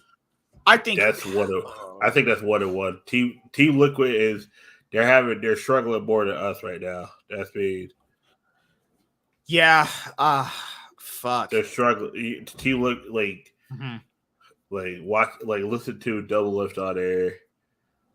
Did you see those squad TL videos? Oh my God, these people are crack. I watched those. I watched Double Lift on his stream. You heard what Marin told Harry? He was like, "No, you're playing fine." Oh, they're straight bullshit each other, and he literally said, "Hey, you built this wrong." This was squad episode 2 for the season 7 for the squad thing. They got TSM Legends, so 2 out squad. Marin is talking to Harry. He's like in the back room before players come on stage after they lose. He's like, "Why'd you build this?" But he's like, "No, you're fine. We'll fix the mistakes." You people on drugs? Yep, you people are straight up bullshitting each other. Yep, they're on drugs. This roster, I just don't see this roster coming together. Oh no! I'm sorry. I have more faith that 100 Thieves roster will come together more than TL's. I'm sorry. Another good chance 100 Thieves doesn't either. No, I think Team. But for sure, I think Team Liquid will be like the 6th seed heading into playoffs. According to what was Double said on his stream, What did he say? The same typical double lift shit. We're fixing things. We're trying to see what works. And no, he was actually concerned. I would not be surprised by the summer split. One of them not there. One of those 5 is not there. I think one of the rookies gets changed out. Oh no, that Lucio has just been invisible. I don't know where the casters think he's had a good split. He's not done anything. like, The worst thing you can do as support is not do anything. Because if he'd be just running around the map just doing random shit and they'd be winning, you'd be like, okay, you can work on that. Because you go, okay, do this at this moment and this can work out better. He's just doing nothing. Lucio might not be the one gone. Might be Tenacity. Who's looked worse then? Because I think Tenacity's looked maybe better. Worse, but Tenacity's like Tenacity's had a few standout games. Well, the one Fiora standout game. But he's easy to swap out. Then Bucio's easy to swap out too. But it's like there's certain double ups it's not saying. To me, I told you before the season. I've been through enough of these off seasons to know the PR lingo. You know what people do? Yeah. He goes, okay, yeah, I've always wanted to play with Bucio or just yada yada yada is bullshit. And then you hear in the games that he said he liked how he said he liked how he played. That's but remember, right? This was before they played together on stage. Yeah. It's much different to say that when you've not played together yet versus playing on stage and seeing how the guy reacts to pressure and how this stuff actually performs, right? Yeah. That's the problem is he went in going, oh, this is an upcoming rookie and, he looks good in academy. But remember, when you put in 2 rookies in or a rookie, you have to teach them how to play on stage. I think the two main issues is you have 2 veterans that are past their prime. You have 2 rookies who are not ready. And those are 2 disconnects that don't work. You can't have 2 veterans like double lift is past his prime. Can you admit that? I think he looks good right now, but I think he doesn't edge me out. He doesn't edge me out over FBI. He doesn't edge me out over Berserker. He doesn't edge me over Prince. I think Yeon has had some standout games in himself. Timo goes back. I think he looks better than I expected, but he doesn't look dominant. Yeah, and then also, no, because to me, like I went back and watched the 2021 season. I think that was his. I think that should have been his last season. Like 2020, you mean? No. Well, no.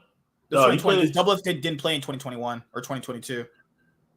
No, he didn't play in 2022. Did he play in 2021? No, it was lost. Remember for TSM, that was lost. Was on the roster. Double F was gone for 2 years. Because it said he played in 2021. No, where he retired in 2021. He literally retired at the end of 2020, and they played lost for the whole year. Actually.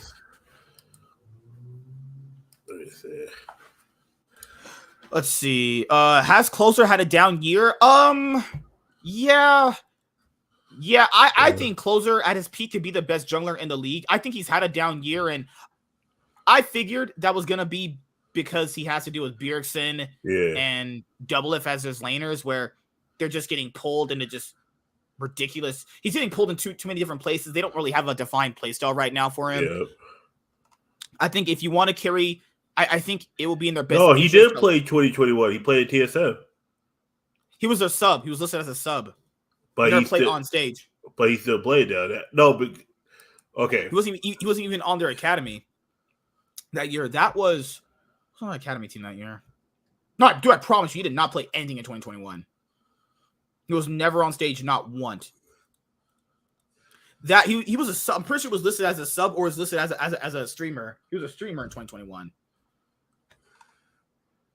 Okay, but he still did play though. Even he still played competitively. Yeah. Because he even said he took off the whole year of 2022, or he took off for about September or something like that. I was like, ugh, that's not good.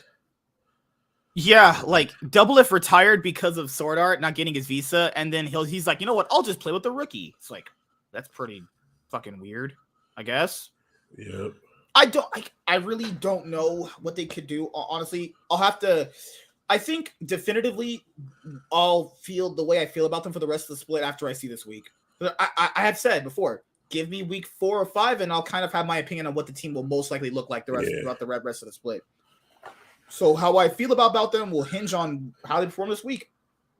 But I think, like you said before, if they had bad results in spring, I don't know if they're on that fucking crack where they go like, we need to make a rock. We'll keep our players together. If Beerson is literally tweeting, we have a lot of work to do, I don't think you keep players, honestly. But who are you going to switch out? Because they were all built in on bringing up these rookies, and that's why you don't sell the public on horse shit. Why not sell the public on you're training up one rookie? No, because that was the same thing I said before. They were already planning on moving off. I get they need a rookie player in top two because the roster was just not affordable from what we know, right? It makes I don't know. Honestly. No, they're because they like I said, they weren't able to keep Sunday.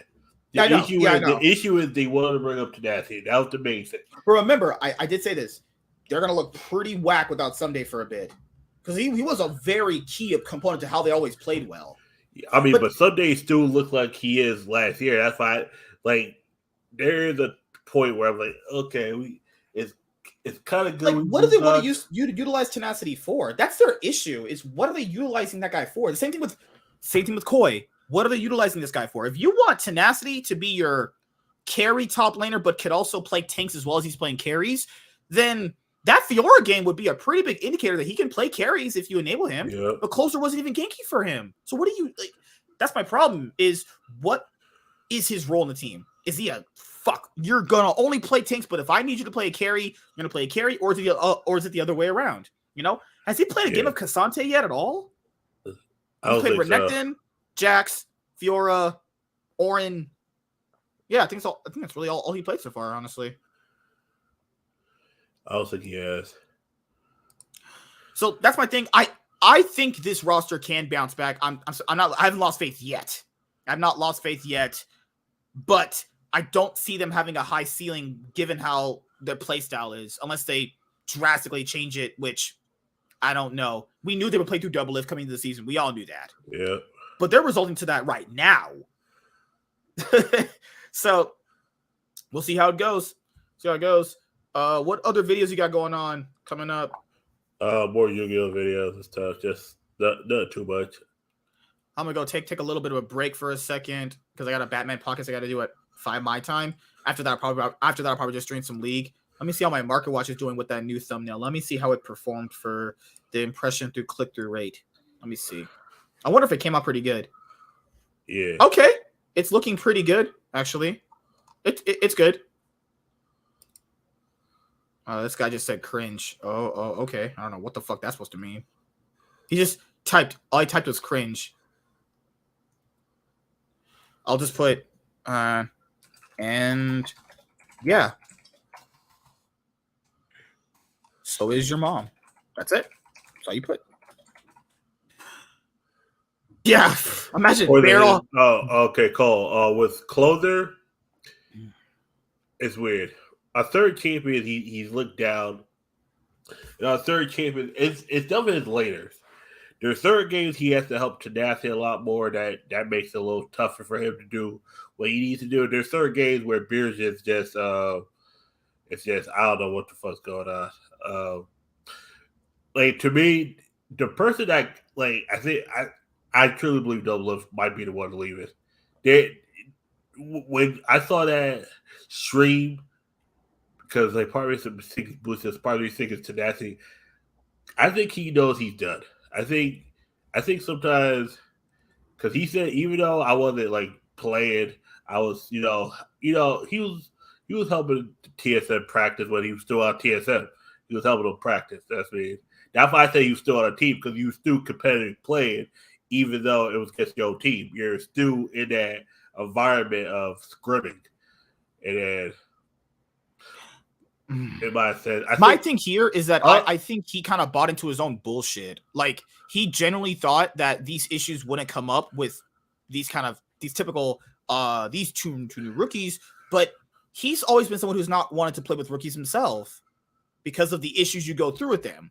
I'm not saying these issues can't be fixed. I'm not saying that it won't get better as the year goes on, but he knows. You remember I said. All the videos that they're doing with the team has gotten 100 seasons a lot more views.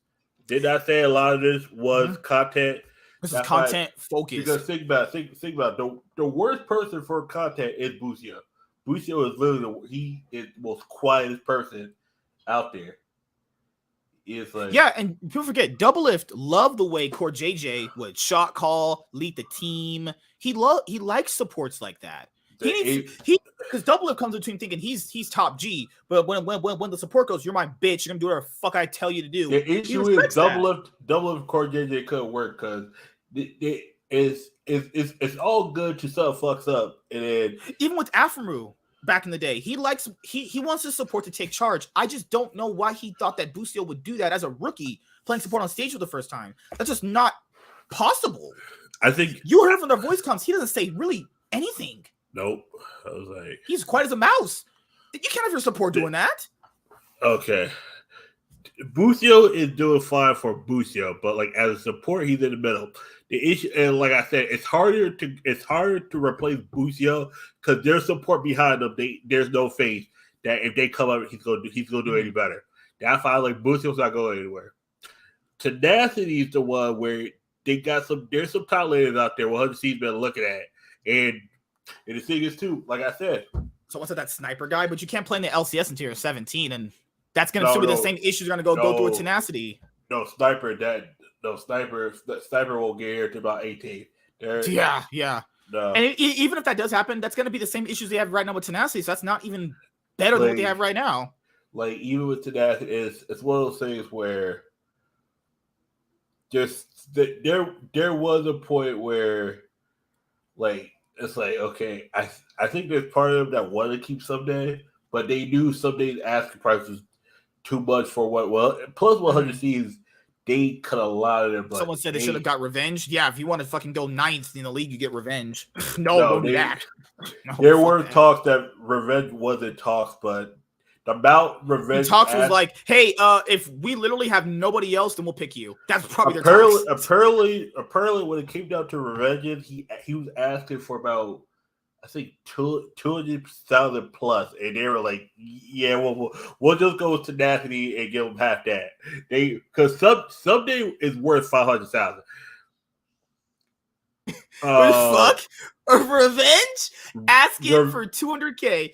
Allegedly, that is the rumor. Wow, revenge was asking for about 200 to 500,000. He was asking for close to what Someday was asking. And someday he was willing to give him one of those friendly deals where they would have paid him less for the spring and paid him more during the summer. And Revenge wanted whatever for the whole thing, and they were like, "We'll get back to you on that." And when they say they'll get back to you, they usually just don't call you back. That's what it was. It was one of those where they were filling out certain top laners. They're like, and this is I remember somebody said in the Reddit. Tenacity and Revenge are the same player, except Tenacity's cheaper. I was like, or not in the way they play, but it's like, would I rather if I could pay someone who's at the same level as Revenge, but an academy player, almost a fifth of what this guy's asking for, wouldn't you want to go with the cheaper guy? Even though Revenge has had more experience on the stage, you're not going to overplay for a bad player where you can just bring up a rookie and say, fuck it. I was like, shit. But it was yeah. Like, and the thing with Sniper is there's, like, and the thing with Sniper, there's people that are, like, overrated them. It's kind of like, in a sense. But, like, realistically, 100 people trying to win another championship. Revenge is not the guy for that at all, ever. Don't be surprised. Not a championship player. Don't be surprised by the end of the year. Beer should have doubled announced that they're retired. And it's also the thing is like Beerch and the Doublelift went, man, play with Revenge or play with a rookie. I'll go with that rookie. That says a lot. Plus 100Cs was trying to. The thing is, they were trying to keep their whole team under 2 million. And right, yeah. Revenge was forcing that. They were like, we'll pay. And then I remember the whole Revenge. Because this is Revenge. What was it? Revenge asking for 200K is like just that's highway robbery right there. They was like, wait a second.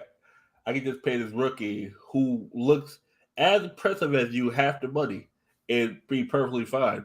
Because they're saying if they can stay under $2 million, because at the thing with league, even though they make a lot of money for their content and the videos and their brand deals and their clothing, they're actually slower than the red. I was like, yeah, that's not good. But it's like it's not like a bad in the red. It's one of those where 100 C's had to cut certain people because the thing is too they hired too many people that are like in BS positions, and now I'm just sitting there. I'm like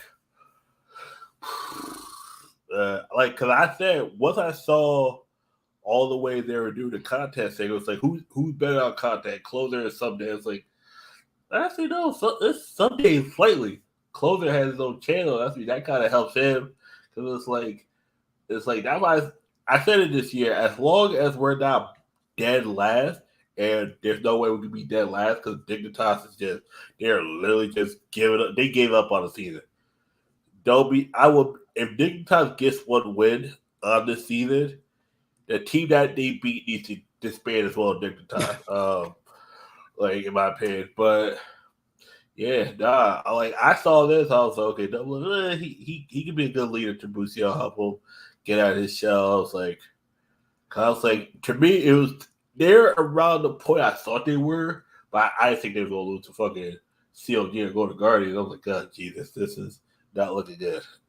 We lost to every player that we gave up last year. I was like, that is didn't they? Yeah, you're right. Yeah, they do. Yeah. Two of them are on the same team. That's kind of like okay, it's only two teams. EG, we knew EG got better.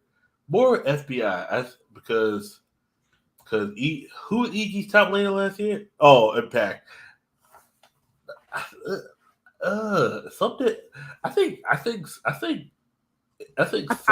a 1A 1B situation. Yeah, I think they both have their upsides and their downsides. Yeah, but they're not like super bad to the point where it's like, oh, this player is worthless. Yeah, because I'm thinking about it. Yeah, what's up, Professor Darko? What's up, man? Yeah, Revenge asking for 200K is literally armor paycheck stealing levels of money. Fuck that. If Jess was on Team Liquid, he'd be a lot happier. To me, TL screwed Dig, man. TL screwed Jensen, man. He performed so well at Worlds in 2021, and then they're like, you know what? Fuck you. We're going to Bjergsen. He was retired. Wasn't even playing. There is a world where Bjergsen is on Dig and Jess is on 100C. There is a world. But Double F, he can't play with the mid laner who's gonna call him out on his bullshit. Like that's the bullshit. I think Jensen and Bjergsen like each other for public persona. Lord. See, that's the issue too. Double F, there's some issue. Gold does not fuck with Jensen. I don't care what he says. I know that motherfucker's full of shit. Those I feel like that would have been a better team, but it's like I don't think there's nothing he can do, guys. I'm sorry. Like, I'm not making excuses either. He's not had the best split, but nobody can have the best split when your ADC is literally, I repeat, 10th in everything. CS differentials, every stat for a player. Your bot lane is trash. Santor looks finished, and our you know what's crazy? And our move's literally still a check. Spawn averages less kills than supports. Yeah.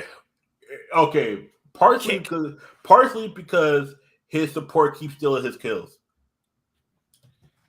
What is he gonna do with those kills, man? It's Spawn. I can't blame him either. I know. It's like when your support got the same amount of kills, it's like, okay, you just throw the whole team away. It's like that's why I said that's why I was like, I thought Dick was gonna be a little higher because I'm thinking off the straight. We never even had them high. We had them 6. I think 6 at the highest. I think at the lowest 8th. I'm thinking, okay, nah. It's crazy because when they finally spend money, the roster just looks like shit. That's crazy. And most of that roster is going to Jensen. It's like Jensen looked like he's about to go ball about it. Like I said, you saw that game where he just lost faith in the team. This is all it is. You saw that game where Jensen looked at our boot like I gotta leave my lane to help you, and Santor is just Santor. I don't understand why they don't put in their Academy ADC. No way they believe Spawn is good. No way they do.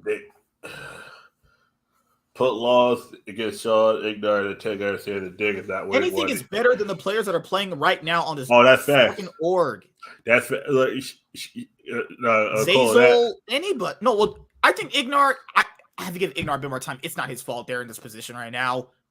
I guess. I do believe lost to Zazel will be spotted Ignar in the Tigger series. I feel like Ignar might keep him in like half of this. Oh, we have some Fnatic news too coming up in a little bit. Ooh, Cole, that CS gold route. That was a $6 million blow. Oh my god, I remember that shit. I remember that shit too. That's the fucked up. Oh my god. All right, everybody, we're gonna head out of here. I got to do some. I have some videos I need to do. We'll be probably streaming League on my main channel later on. Might do another Nightwing podcast. I don't know yet. We'll see how the other day goes after my Batman podcast. I got to do for a little bit. I'll be testing ninjas a little more. Maybe Keenan, if he's available, we'll do a Batman podcast. Maybe we'll see how it goes. All right, see you guys for the LCS show on Sunday. Right, this show is on Wednesday. LCS show is on Sunday. Okay, so this Fnatic news, it's gonna get spicy. News what happened. They had to make some roster changes. Oh, that's not even news at this point. That's just if you didn't make roster decisions, all your fans would leave. They'd be like, "We're done." I was like, "Okay, you're Fnatic. Yeah, ain't no more. Ain't gonna be no more fans after this." Yeah, if they didn't make any roster, like, we believe in this roster. We just played really badly. Trust the process. Bye. Fuck off. Trust the process. Okay. Every time a team says trust the process, I'm like, you already know shit's hitting the fan when everyone says that. And then motherfucker kept saying trust the process in 2018. I'm like, motherfucker, it's been 5 years. Y'all motherfuckers haven't been good since Iron. There's no process. You just suck. Yeah, it's like don't. Real quick, I do hate when Philadelphia 76ers said, "Oh, we're gonna bring back the days that Iverson." I'm like, "Oh god, that was like 2003." Like, don't do that. That's too damn long. Like the Knicks try to do that for like 2 years straight. I was like, trying to bring back the 90s Knicks. I was like, no, that's 20 years ago. See you guys later. Peace.